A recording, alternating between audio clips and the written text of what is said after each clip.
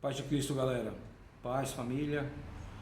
Eu queria falar com vocês a respeito do acordo que Donald Trump apresentou semana passada e que está causando algumas situações no meio cristão, porque tem gente achando que já é o fim do mundo, que esse é o acordo de paz estabelecido em Daniel, no livro de Daniel, no Antigo Testamento.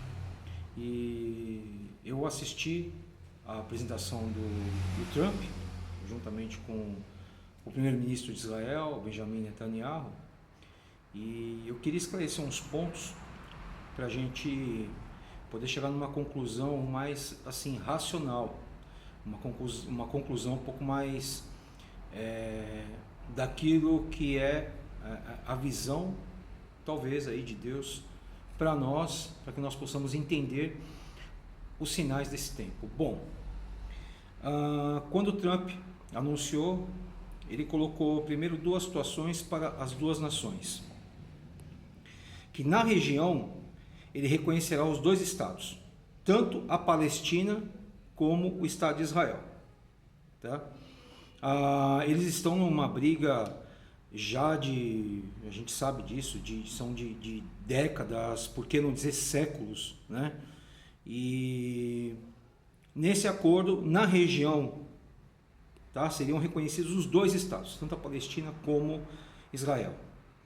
E ninguém ali seria retirado de suas casas, ou seja, nem os palestinos sairiam dos seus assentamentos e nem os israelenses sairiam dos seus assentamentos. Quais são os benefícios para a nação de Israel? Em primeiro lugar, Israel retoma a soberania sobre a Samaria, a Judeia e os outros territórios ocupados. Para quem conhece o parâmetro de profecia bíblica, para quem conhece sobre a época de Cristo, sabe a importância que tem do domínio de Israel na região ali, Samaria, Judeia e os territórios que estão ocupados ali. A segunda parte que beneficiaria Israel é que Israel terá as suas fronteiras definidas de norte a sul. Hoje a fronteira de Israel, ela não tem uma definição, ela é toda tortuosa. Então Israel terá a sua fronteira definida de norte a sul de uma maneira, digamos, geograficamente correta. Haveria também, em terceiro lugar, o reconhecimento das colinas de Golã.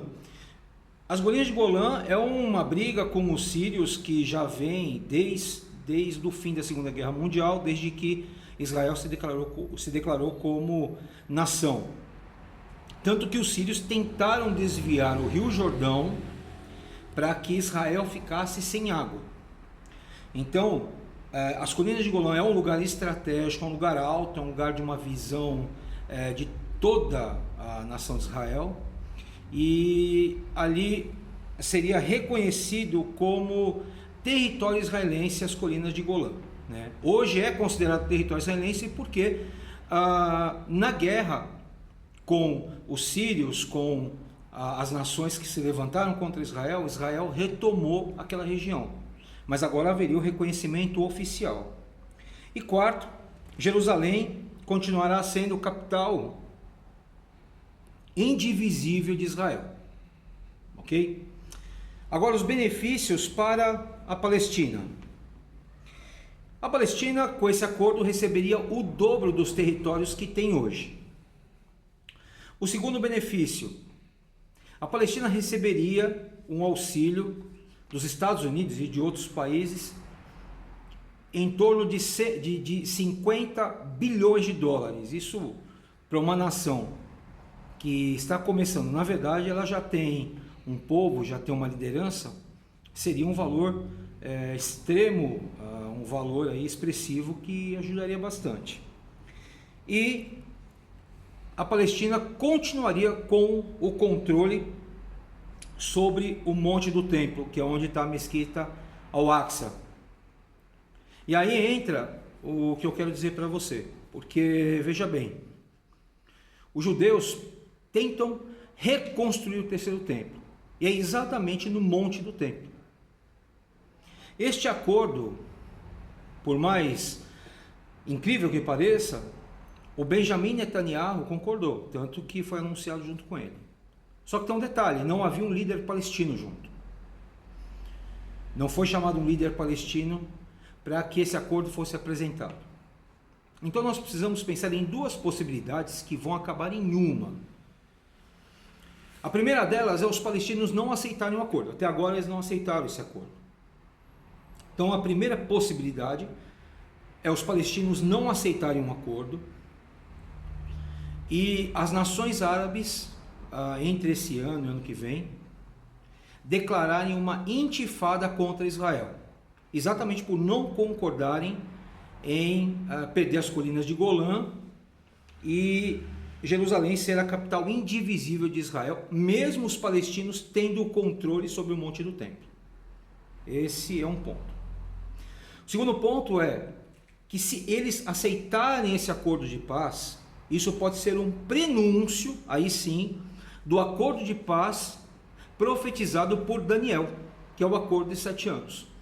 Este acordo não é o acordo previsto em Daniel por dois motivos básicos. O primeiro deles, não se falou em construção do terceiro templo. E o segundo,